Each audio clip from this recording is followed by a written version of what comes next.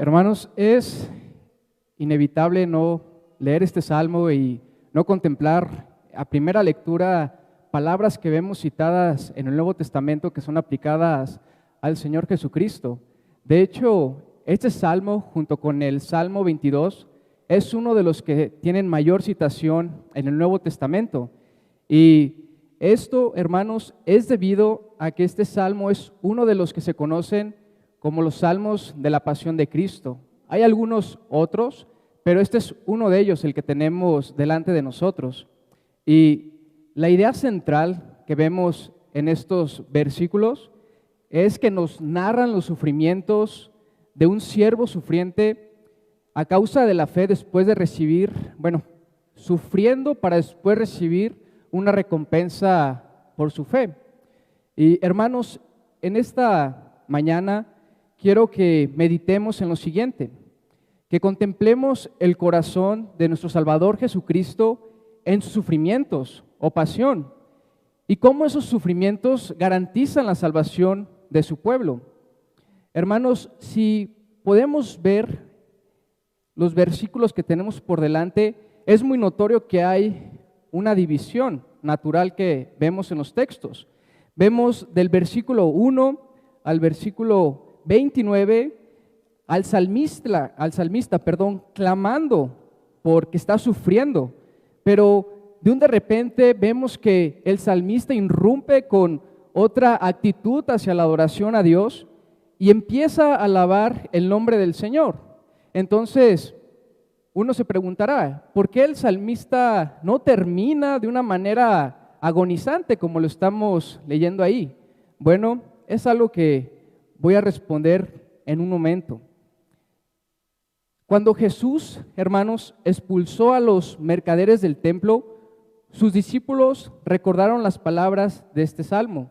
Y si me acompañan a sus Biblias para ver la relación que tiene este texto, Salmo 69, con el Nuevo Testamento, vayamos a el Evangelio de Juan, capítulo 2, versículo 17. Juan 2, capítulo 17, versículo 17. Podemos leer desde el 16. Y dijo a los que vendían palomas: quitad de aquí esto, y no hagáis de la casa de mi padre casa de mercado. Entonces se acordaron sus discípulos que está escrito: el celo de tu casa me consume. Y si nos quedamos ahí en Juan, podemos ir a Juan 15, versículo 5, para contemplar otra cita que hace referencia a este Salmo 69. Juan 15, 5.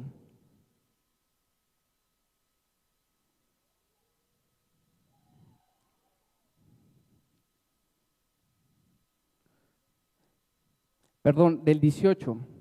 Si el mundo os aborrece, sabed que a mí me ha aborrecido antes que a vosotros. Si fueras del mundo, el mundo amaría lo suyo, pero porque no sois del mundo, antes yo los elegí del mundo, por eso el mundo os aborrece. Entonces, hermanos, ¿qué tenemos aquí? Tenemos el Salmo 69, los primeros versículos, exponiendo el corazón de nuestro Señor Jesucristo, porque recordemos que estos salmos tienen un tono que se aplica directamente para David cuando estaba siendo perseguido, pero su cumplimiento último se encuentra en la persona del Señor Jesucristo. Y así como el rey David tuvo aflicciones, el mejor David, el mayor David, padeció una afrenta mayor que la del rey David. Y hermanos, amigos, cuando nosotros somos insultados por causa del nombre de Cristo, no es de extrañarnos que ocurra esto, porque a final de cuentas los discípulos de Cristo van a seguir sus pisadas.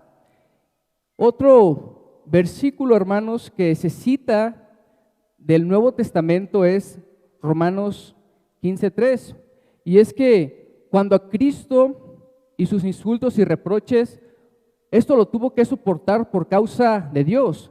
Y Pablo lo aplica en Romanos 15:3. Si vamos allí, Romanos 15:3, es necesario, hermanos, que vayamos a las citas del Nuevo Testamento para ver cómo la relaciona. Romanos 15:3.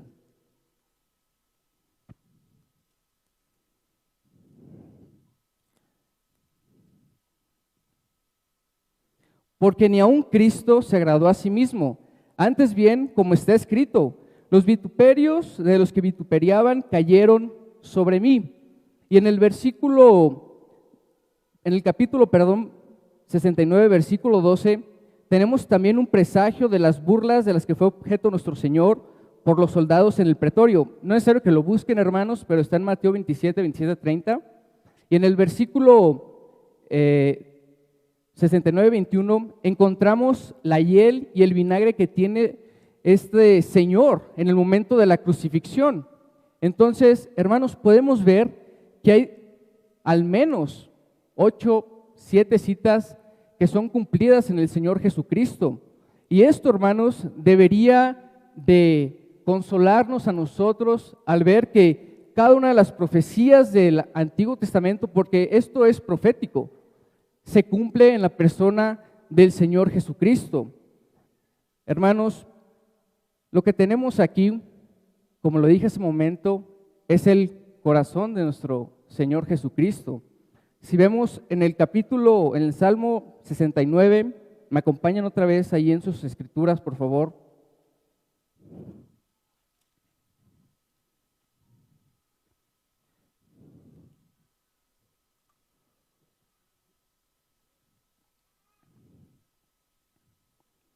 Quiero que reflexionemos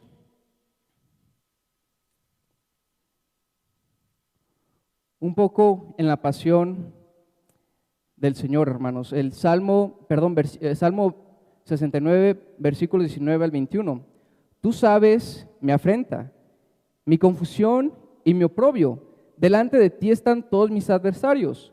El escarnio ha quebrantado mi corazón y estoy acongojado. Esperé quien se compadeciese de mí y no lo hubo, y consoladores y ninguno hallé. Me pusieron además hiel por comida y en mi sed me dieron a beber vinagre. Hermanos, quiero que reflexionen en esto. Nosotros no tenemos explícitamente en el Nuevo Testamento todo lo que estaba ocurriendo en el corazón del Señor Jesucristo en el momento de su crucifixión. ¿No es verdad? Tenemos, por ejemplo, este texto que el Señor habla acerca de que tenía sed, pero si reflexionamos en cómo el Señor Jesucristo estaba viviendo esas horas oscuras, porque, hermanos, ¿qué ocurrió en esas 3 horas de oscuridad? Dios trajo el infierno por 3 horas a este mundo, porque el Hijo estaba siendo juzgado. Y no es de extrañarnos que el Señor Jesús mencione aquí en este salmo: el escarnio ha quebrantado mi corazón y estoy acongojado. Esperé quien se compadeciese de mí, no lo hubo. Hermanos, aún cuando el Señor Jesucristo sufrió esa cruz, como bien leemos en la Escritura, sufrió el abandono del Padre. Y aquí podemos ver expresada esa realidad del Señor Jesucristo. Me encanta este salmo, hermanos, porque podemos ver de una manera clara el corazón de nuestro Señor. Podemos contemplar lo que había en su mente al momento de estar yendo a ese Calvario para el perdón de nuestros pecados. Y quiero continuar con lo siguiente. Hermanos, debemos pensar frecuentemente en la persona del sufriente, del cual se habla aquí, y preguntar: ¿por qué y qué sufrió? Hermanos, ¿por qué vemos este salmo, estos textos que, si en la experiencia cristiana pasamos por estos momentos de, podemos decirlo, aflicción, veamos cómo el Señor Jesús, quien no tenía necesidad de pasar toda esta pasión, todo ese sufrimiento, vino y lo hizo a causa de su pueblo, lo hizo a causa de nosotros, hermanos. Y esto, hermanos, debería de humillar nuestro corazón, debería de quebrantarnos, debería de decirnos: el Dios que no tenía necesidad se encarnó, se humilló, vino a este mundo y sufrió por amor de un pueblo. Hermanos, estoy convencido que esta escritura, como las demás, pero particularmente esta, deberían de ser un detonante para el cristiano para considerar más la redención que Cristo ha logrado por su pueblo. Porque no es como si el Rey de Gloria viniera como un Mesías triunfando de una manera que los judíos esperaban, como un Mesías con espada, sino que todo lo contrario, hermanos, no vino de esa manera. El siervo sufriente, el que dice la Escritura que el escarnio había quebrantado su corazón. Hermano, el corazón de Cristo fue quebrantado en ese momento, en esas horas de oscuridad, y lo hizo por nosotros, por amor a su pueblo.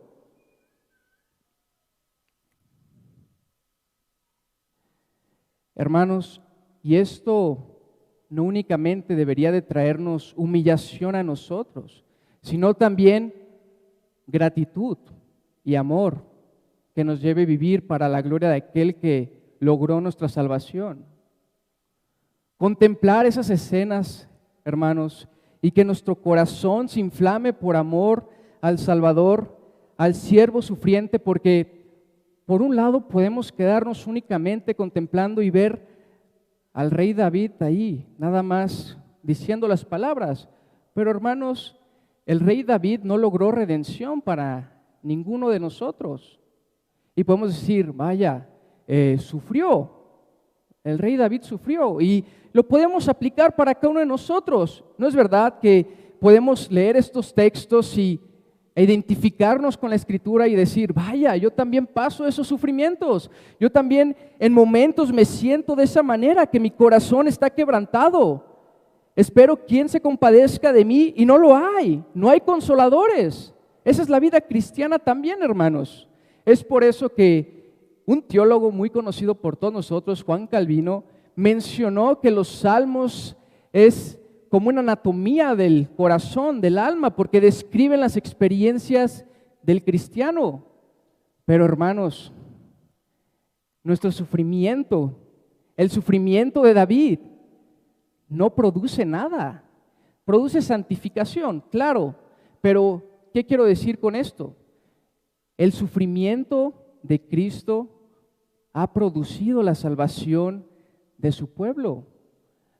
Estos sufrimientos no fueron en vano, no fueron simplemente porque quiso sufrir de una manera. Y esto debería de traer tanto consolación a nuestra alma, hermanos. ¿Y qué otra cosa podemos aprender de este salmo?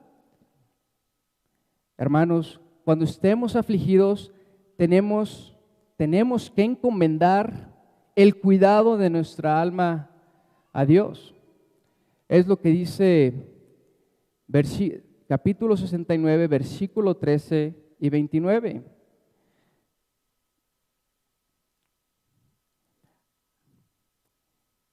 Acuérdense, hermanos, esto puede ser para todos los cristianos de alguna manera, pero su cumplimiento último es con Cristo.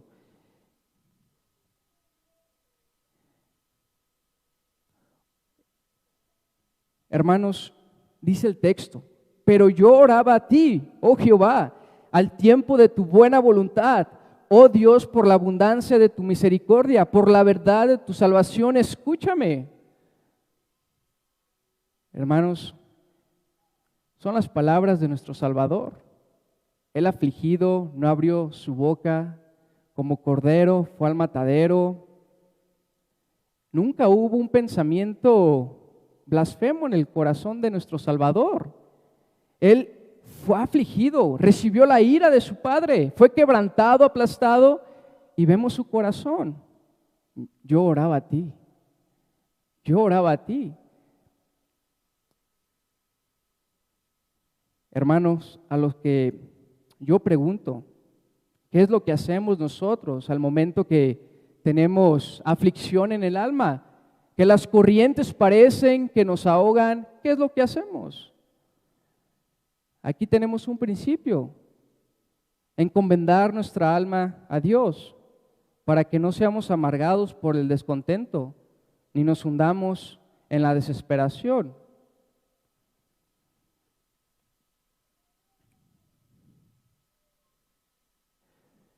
Hermanos, también, ¿qué vemos en este salmo? Vemos que Cristo fue vituperiado, vemos que tenía adversarios. 69:20, el escarnio ha quebrantado mi corazón. Cristo hizo esto y sufrió las deshonras más grandes que se puedan hacer a un hombre.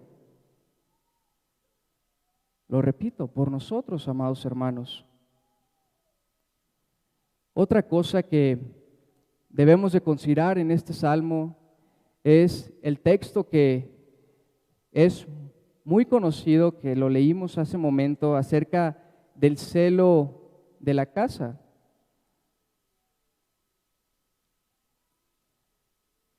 El Señor Jesús tuvo ese celo por la casa de su Padre, como lo estamos viendo en este salmo. Pero, hermanos, uno podría pensar, ¿y qué de nosotros? ¿Qué de nosotros? Porque la palabra también es para la aplicación de nosotros, de nuestras almas.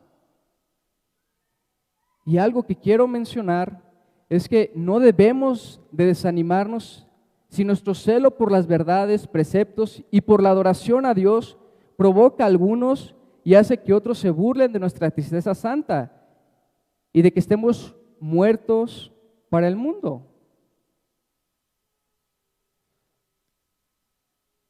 Hermanos, si en cualquier momento somos llamados a sufrir reproche y vergüenza por Cristo, esto puede ser nuestro consuelo. Hermano, pon mucha atención en esto. Vemos un siervo sufriendo y vemos que el mejor David sufrió esto, el Señor Jesús.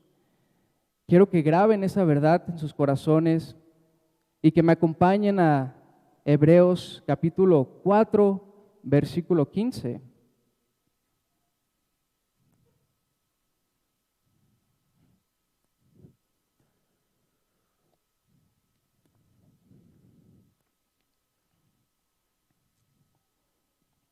Hebreos 4, versículo 15. Dice: porque no tenemos un sumo sacerdote que no pueda compadecerse de nuestras debilidades, sino uno que fue tentado en todo según nuestra semejanza, pero sin pecado. Y el 16, acerquémonos pues confiadamente al trono de la gracia para alcanzar misericordia y hallar gracia para el oportuno socorro. Hermano, ¿qué sufrimiento tienes el día de hoy que el Señor Jesucristo no haya experimentado? ¿Qué te impide ir al trono de la gracia para pedir esa misericordia? Porque Él padeció por nosotros, Él puede compadecerse. Y sí, podemos leer el Hebreos y decir, sí, el Señor se compadece de nosotros porque experimentó también las debilidades que experimenta el hombre con su encarnación. Pero hermanos, ¿qué sufrimiento puede ser mayor que estés pasando que el Hijo de Dios experimentó? No hay sufrimiento, hermano, escucha esto, no hay ningún sufrimiento, no hay ninguna prueba que el bendito Salvador no pueda compadecerse que estés pasando, porque Él lo experimentó. Él se hizo igual que nosotros. La encarnación de Cristo, hermanos. Medita en esto, hermanos. Y yo te digo, Él lo sabe, hermano. Él lo sabe.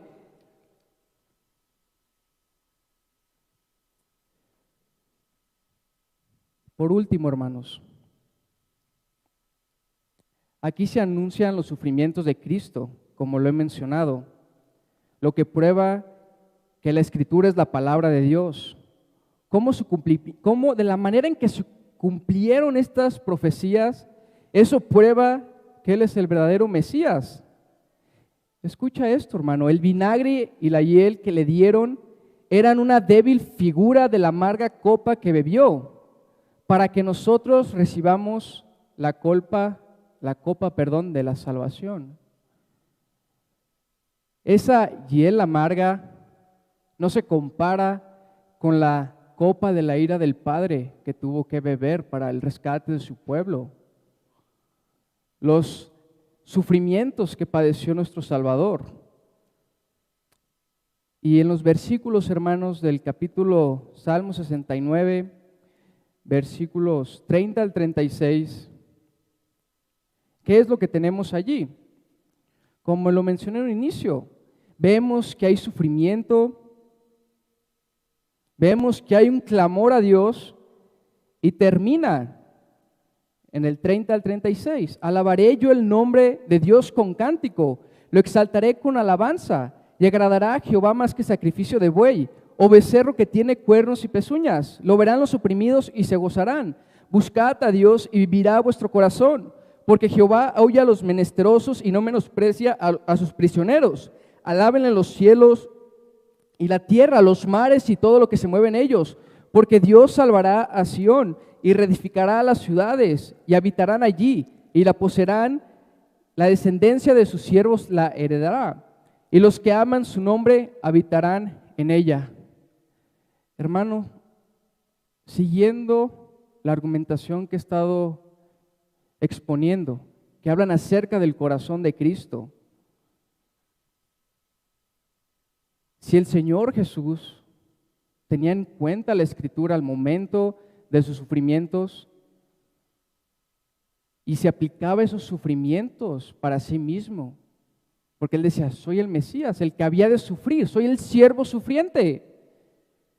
Veamos el gozo del Señor Jesús también al considerar cuál sería la recompensa de sus sufrimientos.